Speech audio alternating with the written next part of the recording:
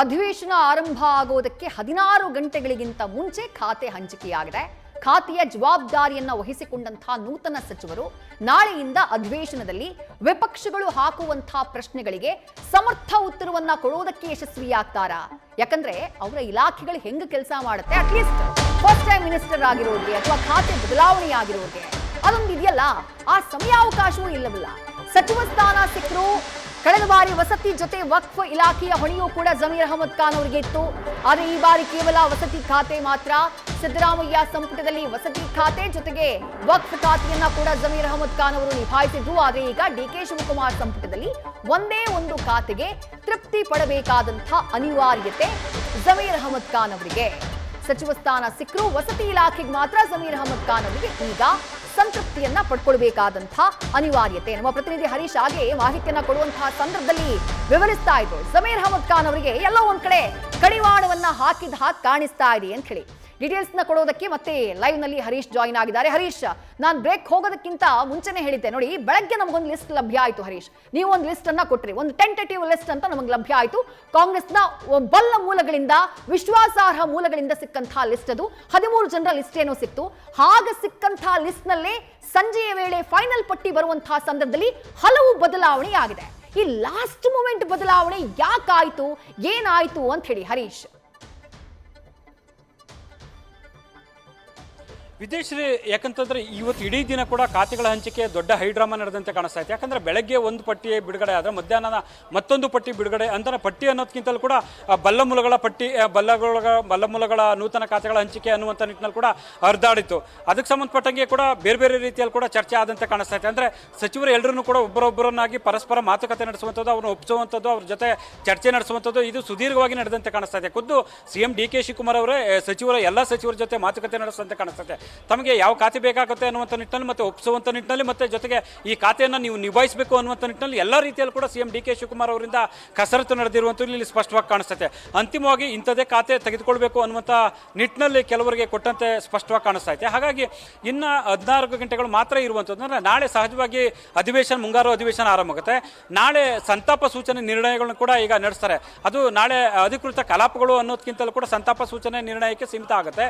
ಮತ್ತೆ 14ನೇ ತಾರೀಕು ಸಭಾಧ್ಯಕ್ಷರ ಚುನಾವಣೆ ಪ್ರಕ್ರಿಯೆ ನಡೆಯುವಂಥದ್ದು. ಇನ್ನು ಉಳಿದಂತೆ ಸೋಮವಾರ ಕಾರ್ಯಕಲಾಪಗಳು ಒಂದು ಅಧಿಕೃತವಾಗಿ ಆರಂಭ ಆಗುತ್ತೆ ಅನ್ನುವಂಥ ನಿಟ್ಟಿನಲ್ಲಿ ಕೂಡ ಈಗ ಒಂದಷ್ಟು ವಿಶ್ವಾಸದಲ್ಲಿದ್ದಾರೆ. ಅಂದರೆ ಸೋಮವಾರದಿಂದ ಒಂದು ಅವಕಾಶ, ಸೋಮವಾರದವರೆಗೂ ಒಂದು ಕಾಲಾವಕಾಶ ಇದೆ. ಸಚಿವರು ಅಲ್ಲಿವರೆಗೂ ಕೂಡ ತಿಳ್ಕೊಬೋದು, ಅರ್ಥಕೊಳ್ಬೇಕು. ಇಲಾಖೆಗಳಿಗೆ ಯಾವ್ಯಾವ ಪ್ರಶ್ನೆ ಬಂದಿದೆ, ಯಾವ್ಯಾವ ಉತ್ತರ ಕೊಡಬೇಕಾಗುತ್ತೆ, ಚುಕ್ಕೆ ಗುರುತಿನ ಪ್ರಶ್ನೆ ಆಗಿರ್ಬೋದು, ಗಮನ ಸೆಳೆಯುವ ಪ್ರಶ್ನೆಗಳಾಗಿರ್ಬೋದು, ಈ ಸೂಚನೆ ಆಗಿರ್ಬೋದು, ಇದೆಲ್ಲದಕ್ಕೆ ಸಂಬಂಧಪಟ್ಟಂಗೆ ಸುದೀರ್ಘವಾಗಿ ಇನ್ನು ಸೋಮವಾರದವರೆಗೂ ಅವಕಾಶ ಇರುತ್ತೆ ಅನ್ನುವಂಥ ನಿಟ್ಟಿನಲ್ಲಿ ಕೂಡ ಈಗ ಚರ್ಚೆ ಆಗ್ತಿದೆ. ಹಾಗಾಗಿ ಸೋಮವಾರದವರೆಗೂ ಇರುವಂಥ ನಿಟ್ಟಿನಲ್ಲಿ ಈಗಲಿಂದಲೇ ಅಧಿಕಾರಿಗಳಿಂದ ಮಾಹಿತಿ ತರಿಸಿಕೊಳ್ಳುವಂಥದ್ದು, ಅವ್ರ ಜೊತೆ ಮಾಹಿತಿಗಳನ್ನ ಪಡೆಯುವಂಥ ನಿಟ್ಟಿನದಾಗಿರ್ಬೋದು, ಇವೆಲ್ಲವೂ ಕೂಡ ಪ್ರಯತ್ನಗಳು ನೂತನ ಸಚಿವರಿಂದ ಆಗುತ್ತೆ. ಹಾಗಾಗಿ ಗುರುವಾರ ಮತ್ತು ಶುಕ್ರವಾರ ಅನ್ನೋದಕ್ಕಿಂತಲೂ ಸೋಮವಾರದಿಂದ ಕಾರ್ಯಕಲಾಪಗಳು ಅಧಿಕೃತವಾಗಿ ನಡೆಯುವಂಥದ್ದು. ಸೊ ಹಾಗಾಗಿ ಆ ಒಂದು ಅವಕಾಶ ಇರುವಂಥ ಕಾರಣಕ್ಕಾಗಿ ಒಂದು ಸ್ವಲ್ಪ ನಿಟ್ಟುಸಿರು ಬಿಟ್ಟಂತೆ ಕಾಣಿಸ್ತಾ ಇದೆ.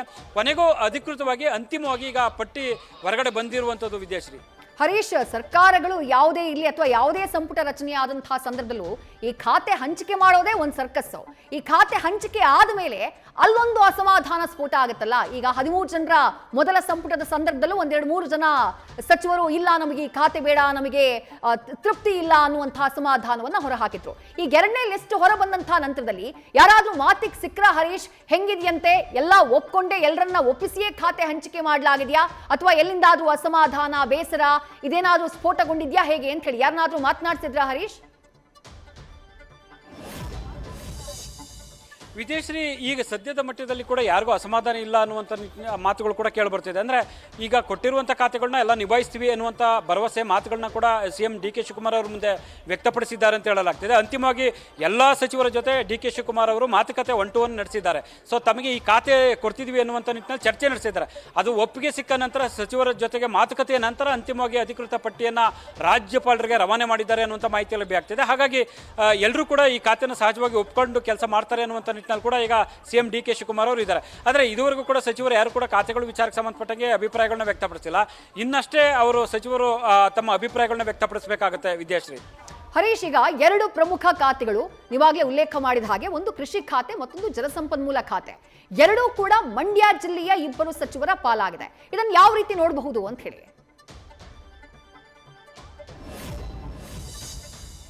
ವಿದೇಶಿ ಸಹಜವಾಗಿ ಡಿ ಕೆ ಶಿವಕುಮಾರ್ ಅವರು ಒಂದು ರೀತಿಯಲ್ಲಿ ಲೆಕ್ಕಾಚಾರದಲ್ಲಿ ಅಳೆದು ತೂಗಿ ಆ ಖಾತೆಗಳ ಹಂಚಿಕೆ ಮಾಡದಂತೆ ಕಾಣಿಸ್ತಾ ಇದೆ. ಅಂದರೆ ಮಂಡ್ಯ ಜಿಲ್ಲೆಯ ಇಬ್ಬರಿಗೆ ಪ್ರಮುಖ ಖಾತೆಗಳನ್ನ ಕೊಟ್ಟಿದ್ದಾರೆ. ಅಂದರೆ ಜಲಸಂಪನ್ಮೂಲ ಖಾತೆ ಚಲುವಸ್ವಾಮಿ ಪಾಲಾದರೆ ಒಂದು ಕೃಷಿ ಖಾತೆ ಅವ್ರು ನಿಭಾಯಿಸಿದ ಕೃಷಿ ಖಾತೆ ನರೇಂದ್ರ ಸ್ವಾಮಿ ಅವರಿಗೆ ಕೊಟ್ಟಿದ್ದಾರೆ.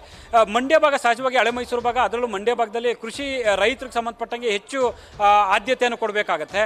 ಸೊ ರಾಜ್ಯಾದ್ಯಂತ ರೈತರದು ಅನ್ನೋದಕ್ಕಿಂತ ಜೊತೆಗೆ ಮಂಡ್ಯದಲ್ಲಿ ಹೆಚ್ಚು ಕಡಿಮೆ, ಯಾಕಂದರೆ JDS ಭದ್ರಕೋಟೆ ಆಗಿದೆ, ಜೊತೆಗೆ ಹಾಸನ ಆಗಿರ್ಬೋದು ಮತ್ತೆ ಮಂಡ್ಯ ಆಗಿರ್ಬೋದು ಹಳೆ ಮೈಸೂರು ಭಾಗದಲ್ಲಿ JDS ಅನ್ನು ಎದುರಿಸಬೇಕಾಗುತ್ತೆ. ಆ ನಿಟ್ಟಿನಲ್ಲಿ ಒಂದಷ್ಟು ಆದ್ಯತೆ ಕೊಟ್ಟಂತೆ ಕಾಣಿಸ್ತಾ ಇದೆ. ಚಲೂರು ಸ್ವಾಮಿ ಅವರಿಗೆ ಜಲಸಂಪನ್ಮೂಲ ಕೊಟ್ಟಿರುವಂತಹ ಲೆಕ್ಕಾಚಾರದಲ್ಲಿ ಹಿಂದೆ ಕೂಡ ರಾಮಲಿಂಗಾರೆಡ್ಡಿ ಅವರು ಬೇಡ ಅನ್ನುವಂಥ ಕಾರಣಕ್ಕಾಗಿ ಅವರಿಗೆ ಒಪ್ಪಿಸಿದ್ದಾರೆ. ಚಲುವರಾಯ ಸ್ವಾಮಿ ಅವರು ಕೂಡ ಒಪ್ಕೊಂಡಿದ್ದಾರೆ. CM ಆಪ್ತ ಬಳಗದಲ್ಲಿ ಗುರುತಿಸ್ಕೊಂಡಿದ್ದಾರೆ. CM ಹೇಳದಂತೆ ಅವರು ಕೇಳ್ತಾರೆ ಅನ್ನುವಂಥ ಕಾರಣಕ್ಕಾಗಿ ಸಹಜವಾಗಿ ಕೂಡ ಖಾತೆಯನ್ನು ಅವರಿಗೆ ಹೆಗಲಿಗೆ ಕೊಟ್ಟಂತ ಕಾಣಿಸ್ತಾ ಇದೆ. ಈ ಹಿಂದೆ ಹಲವು ಸಂದರ್ಭಗಳಲ್ಲಿ ಕೂಡ ಖಾತೆಯನ್ನು ನಿಭಾಯಿಸಿದ್ದಾರೆ. ಈ ಹಿನ್ನೆಲೆಯಲ್ಲಿ ಚಲೂರು ಸ್ವಾಮಿ ಅವರು ಮತ್ತೆ ಜಲಸಂಪನ್ಮೂಲ ನಿಭಾಯಿಸಬಹುದು ಅನ್ನುವಂಥ ನಿಟ್ಟಿನಲ್ಲಿ ಅವರ ಪಾಲಿಗೆ ಅವರಿಗೆ ಕೊಟ್ಟಂತೆ ಕಾಣಿಸ್ತಾ ಇದೆ. ಈಗ ಕಾವೇರಿ ಹೋರಾಟಗಳು ಕೂಡ ತೀವ್ರ ಸ್ವರೂಪ ಪಡ್ಕೊಳ್ಬಹುದು ಅನ್ನುವಂಥ ನಿಟ್ಟಿನಲ್ಲಿ ಕೂಡ ಚರ್ಚೆಗಳು ಆಗ್ತಿದೆ ಮತ್ತೆ ಹೋರಾಟಗಳು ಕೂಡ ನಡೀತಿದ್ದಾವೆ. ಸೊ ಈ ಎಲ್ಲ ಲೆಕ್ಕಾಚಾರದಲ್ಲಿ CM DK ಶಿವಕುಮಾರ್ ಅವರು ಅಳೆದು ತೂಗಿ ಚಲುವರಾಯ ಸ್ವಾಮಿ ಅವರಿಗೆ ಜಲಸಂಪನ್ಮೂಲ ಖಾತೆ ಕೊಟ್ಟಿದ್ದಾರೆ ಅಂತ ಹೇಳಲಾಗ್ತಾ ಇದೆ. ವಿದೇಶ್ರೀ ನ್ಯೂಸ್ ಫಸ್ಟ್ ನಿರ್ಭೀತಿಯಿಂದ ನಿಮ್ಮ ಪರವಾಗಿ.